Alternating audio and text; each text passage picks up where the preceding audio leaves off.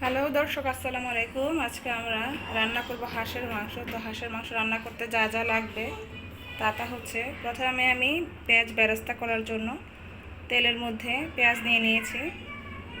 তো হাঁস লাগবে, হাঁস তো অবশ্যই লাগবে। আর হচ্ছে পেঁয়াজ কুচি, রসুন কুচি, তারপর দারচিনি, বড় এলাচ, ছোট এলাচ, তেজপাতা, এখানে আছে আদা বাটা, রসুন বাটা,